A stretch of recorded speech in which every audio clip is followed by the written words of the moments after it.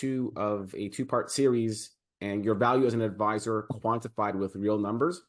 So I'm going to go really quick through the first few slides just to give a recap for those that weren't here last week, because we need to put this into context before we kind of wrap this up. But keep in mind that part one is already on Advisor HQ, so you can always go back and listen to this first part. And let's get right into it. So some of the stuff that we talked about last week was effectively the issue of trying to show your prospects and clients the value that you bring as a financial advisor.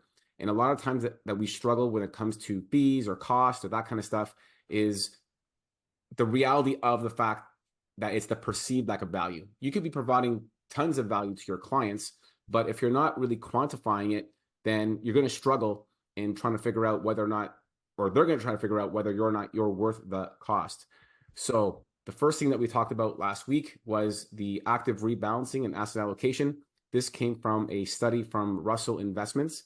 And at the end of this presentation, if you send me an email, and my email address is in my video box there, I'm happy to send you the study in its entirety, and you're happy to do with it what you will. But the first part was the active rebalancing and what that really means to the overall outcome of a client. I'm just going to fast forward through this, and ends up being just by simply rebalancing, you're adding 0.11% extra rate of return to your client's bottom line. The second part that we went into was the behavior coaching, and this is the biggest one. And effectively, if I had to give an example of what this really means, it's us making sure that our clients stay invested and don't make the big mistake. We've showed this graph, which effectively shows that clients tend to do the exact opposite of what they should be doing when it comes to making money. They are buying high and selling low, and we know that's the opposite of what they should be doing. And here are the statistics to prove that as the markets go down, more and more people are actually leaving or putting less money in. But when the markets are going up, people are putting more money in, which is not the way to prosperity. So this was a big one, as I mentioned before. It's a whopping 2.82% difference between those that work with an advisor and those that do not. So how do they get that percentage from? They look at the S&P 500 index over, I believe it was the last 10 or 20 years, got 12%, 12.03, but the annualized rate of return for client investors, or retail chasers as they call it, was 9.21, and the difference is 2.82. So what's the story here? If all you did was just keep your clients invested, that alone would add 2.82% additional rate of return to their overall investments. So talking about value here. So let's get into this one here, Andy. So the third one is customized family wealth planning. Effectively, holistic financial planning is what they're talking about here. So what does that entail? So talking about debt, talking about insurance, making sure they're protected properly, education planning, retirement planning seems like an obvious one, tax planning, estate and legacy planning. It's important to understand that every single client that you speak to is different. They're unique in what they're looking for. They're unique in their situation. So it requires specialized service. I also want to mention here that, for those who don't do all this stuff, don't look at this list and say, oh my God, well, okay, I'm screwed here. I can't do some of this stuff or all this stuff. It doesn't have to necessarily come from you. You could have other people be part of your process, team up with them, and they could provide different levels of service to your clients. So for instance, an estate or legacy planning, that may not be your forte. You may not even feel comfortable even talking about this stuff, but team up with an attorney, team up with an estate lawyer, and get them as part of your team, and you package them as actually part of your team. It makes you look more important. It makes you look more of a holistic financial planner, and not necessarily having to do every single aspect of that financial plan. Andy? Yeah, absolutely. I was going to expound on that if you didn't, mentioning that just because somebody doesn't work under your banner or in your office doesn't mean that they're not part of your team. You're facilitating a solution to a problem. That's part of your team, right? And it's one of the things that we see happen in PlanCraft, which is a shameless plug for PlanCraft, which we will mention again at the end. People connect through there. right? Some people say, hey, I do this, but I don't do this. Is there anybody in here that, if I could refer people over to you and vice versa? That stuff happens all the time. A lot of advisors, one of our guests back, maybe Ermos, you'll remember exactly what his name was. First question he asked is, do you have wills? But he doesn't do wills. But it's another perceived value add and a good conversation starter. Absolutely. So how do you communicate this to your client? So as I mentioned before, it doesn't matter necessarily how much value you're providing. What is the perceived value that your client is seeing? Because again, you could be providing all kinds of value, but if the client doesn't see it or realize it, then it doesn't really count. And they may not recognize it themselves and may look elsewhere thinking that either you're too expensive or you're not providing the service that they're looking for. So how can you communicate this aspect with your clients? So one, have a repeatable discovery process. So when you're having discovery meetings, this should not be just willy-nilly questions. You should have a specific purpose. And I would emphasize what you should be doing in a discovery call is looking for pain points and not necessarily just asking questions. I see this a lot, Andy, from a lot of these large firms when they're teaching and training their advisors. They usually have a series of financial questions that they need to ask. And Yeah. unfortunately, in that type of process, the advisor themselves, I'm sorry to say it, are setting themselves up for failure because you are now asking questions to respond and not necessarily to understand. So what do I mean by that? If you have a series of financial questions all lined up, and I ask Andy a question about, how much money do you make, or when do you want to retire, or how much money do you have in your RSP or 401k? I'm listening to the answer, but I'm not really understanding it because all I can think of right now is as soon as Andy stops talking, I'm going to ask this next question because that's the way they're trained.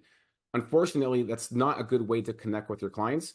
And it almost sounds like an interrogation. What you should be doing is you should be asking questions so that you can understand them and not necessarily just to respond. The second Yeah. one is, go ahead, Andy. I just wanted to add into that is for those of you that are getting households still on a regular basis here, based on what Ermos just said, plans will ask all those questions, right? Those factual questions or number questions. What is missing and why you are an integral part of this process is to give those numbers context and meaning. So you should be asking meaningful questions that give you context to the facts, right? And that's asking open-ended questions. That's finding the pain or problem. If you don't find the pain, you're not going to gain any kind of value. So no pain, no gain, right? The numbers are there, but there is pain and problems and also optimism behind those numbers. Your job is to expose that. Exactly. And we got our first question coming in from Vito. What questions should I be asking a potential client? Without getting into specifics, because that's a whole other can of worms and we're going to go on for hours here. You should be asking questions that invoke emotion.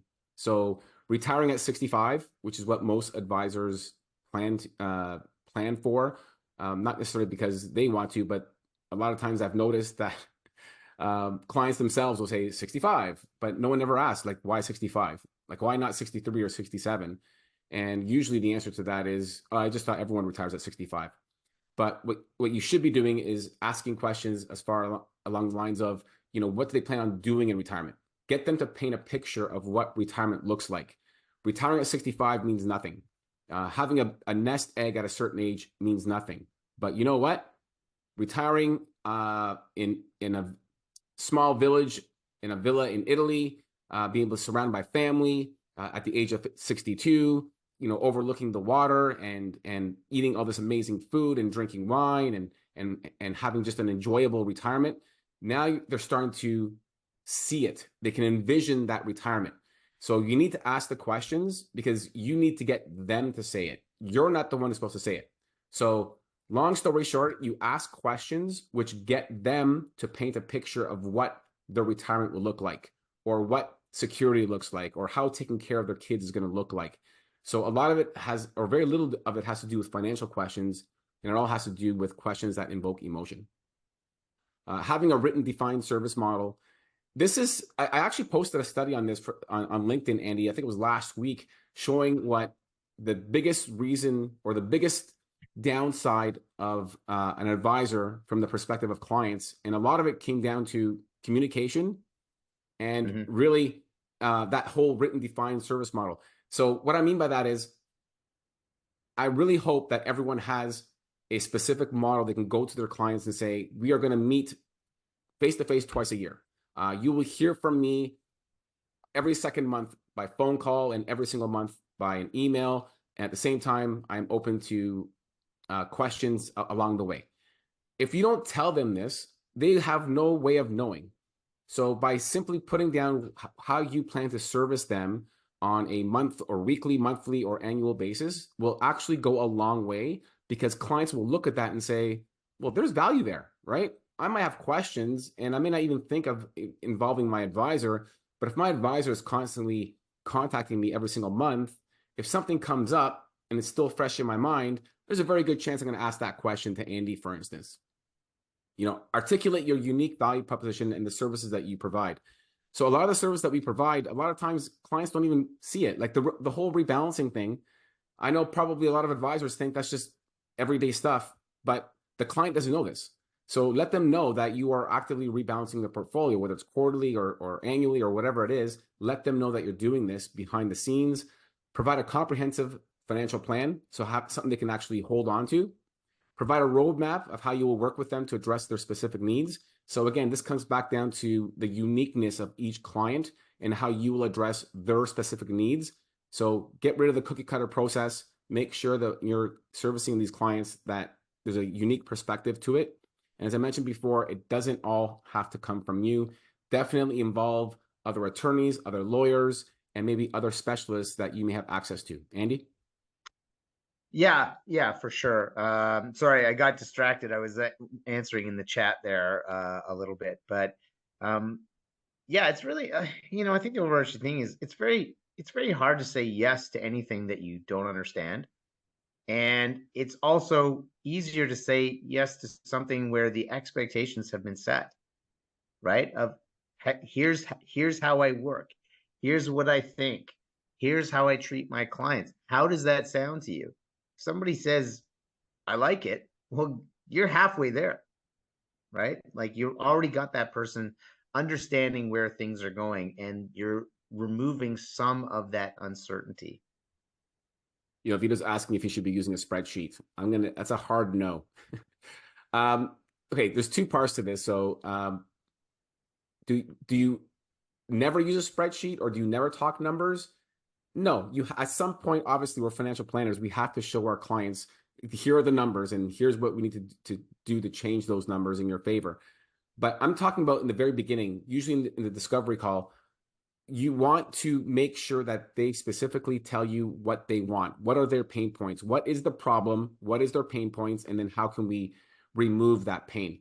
So a spreadsheet, it's going to be very difficult to try to invoke emotion using a spreadsheet and some numbers on a spreadsheet. So it should come with a story along with it. So hopefully that kind of helps, Vito. All right, we'll go to the next slide here. And asking what people would like to learn more about too, right? Absolutely. This is an educational process, right? And in fact, the more you educate your clients, the more your value goes up, right? Because now they understand what you do and how, and maybe what the complexity is that they don't have to worry about anymore. Good point.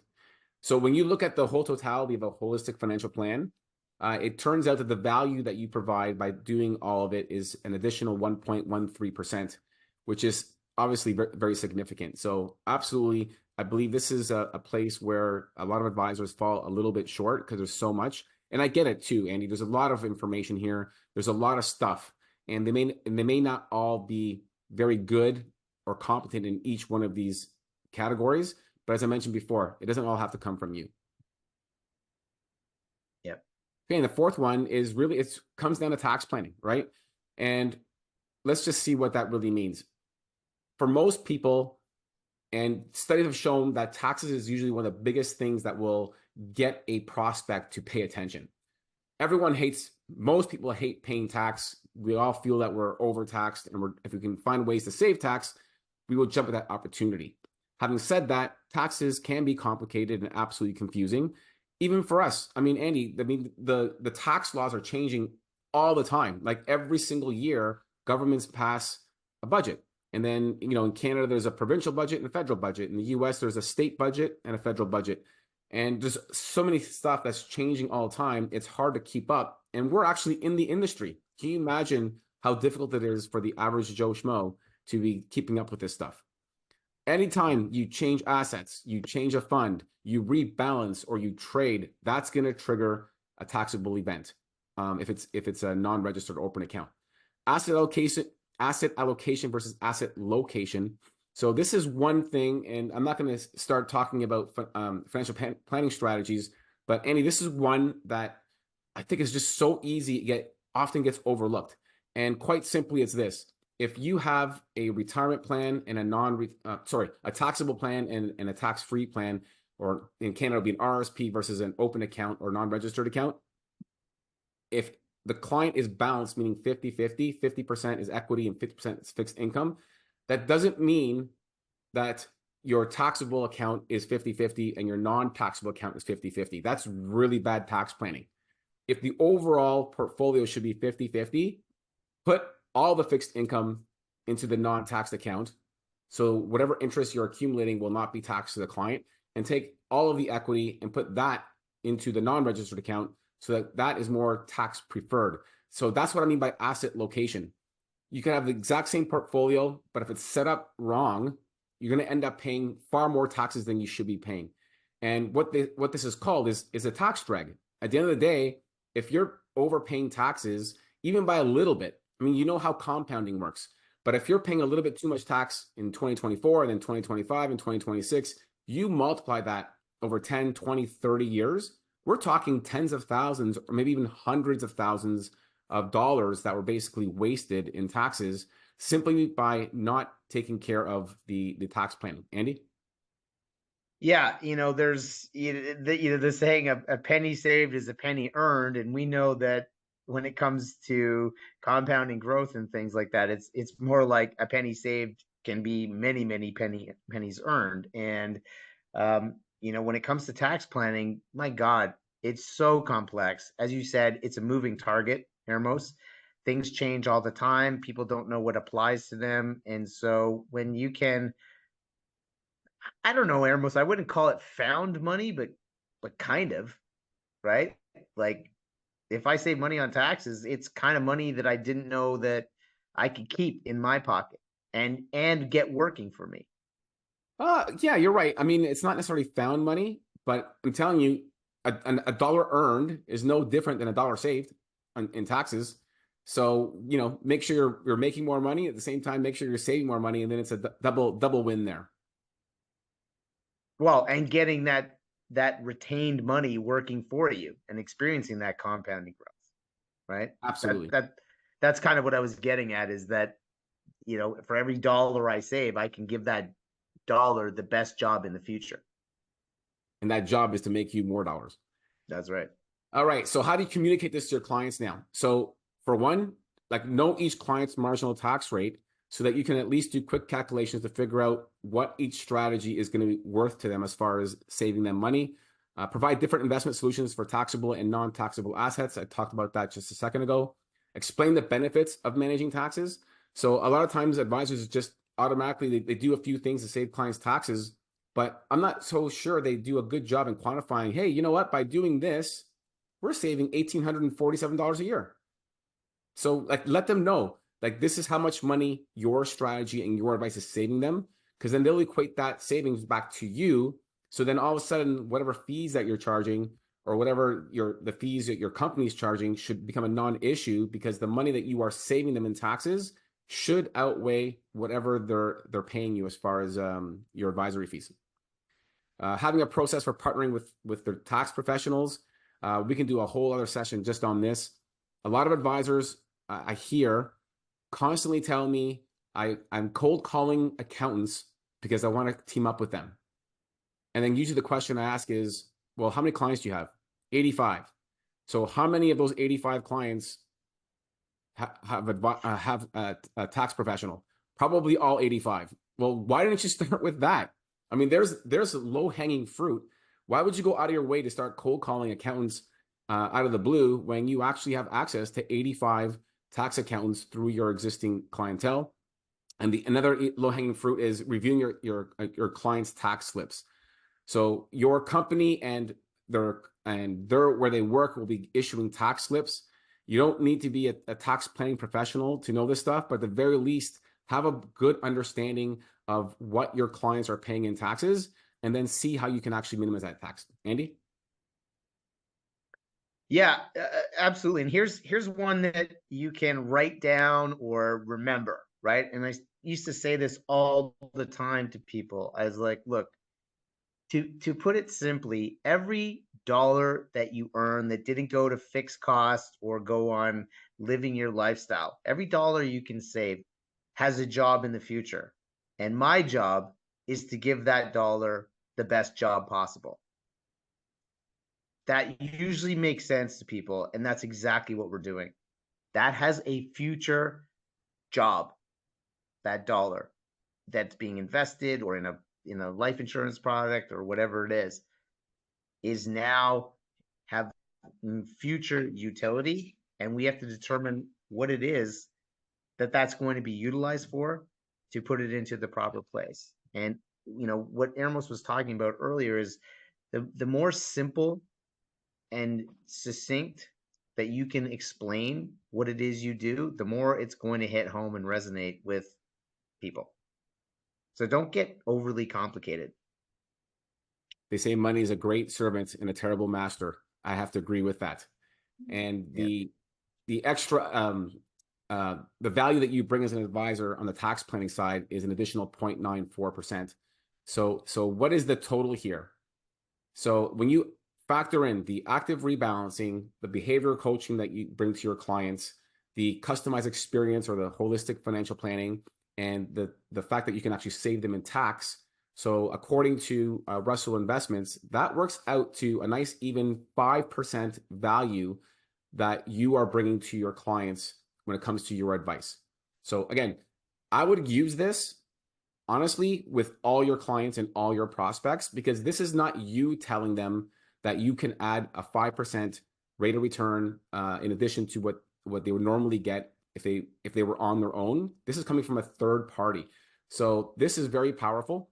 5% is a lot. So if the average advisor is typically charging a 1% advisory fee, you throw in, I don't know, 50 basis points or 100 basis points in whatever fees that the managed products are going to have. I would say most advisors will fall into that 1.5 to 2% MER or total cost.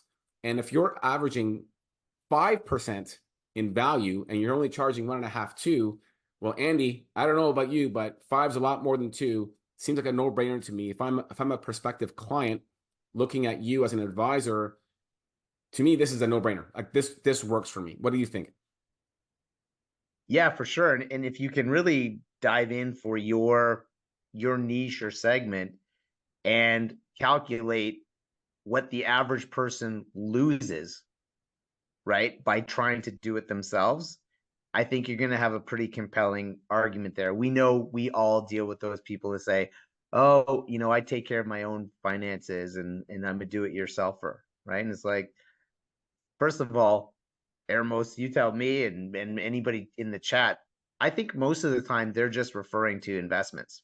You know, they go to Investopia or the Motley Fool, or they read some blog and they do their own investing. Okay, that's only 1/3 or 1/4 or 1/5 or 1/10 of what financial planning is. But they Agreed. don't see it that way. Yeah. And this is what this episode is speaking to. It's all of that other stuff. So then the question is, are your fees too high? Or maybe they're not even high enough. So again, when clients used to ask me what you think of, what about your fees, Eramos? My answer would always be, well, my fees are way too low for the advice that I give and the value that I give to my clients. And that always kind of caught their attention. And that's the whole point. I was always very, very happy to have that fee conversation with all my clients because I was very good at quantifying how I provide the value, including some of the stuff that doesn't really bring numbers to the table. It's, hey, how much is it worth for you to sleep better at night, knowing that you're going to be okay, right? We're going to put the kids through college. We're going to pay off your mortgage faster. We're going to save you taxes. This is all the stuff that I'm taking off of your shoulders and putting it on my plate so that you can sleep well at night and knowing that you're going to be taken care of. I absolutely love that, Eramos, because I can tell you if you said that to me, I wouldn't be asking for a reduction in fees. Right? That would be erased from my mind. So here's the point, ladies and gentlemen. At the end of the day, focus on the value that you're providing to your prospects and your clients, because your clients don't see most of the work that you actually do behind the scenes. And these last two episodes were designed to help demonstrate the value of the services your clients are benefiting from. So I do have a copy of the study. If you are interested in getting that copy yourself, just email me there, eramos@planswell.com,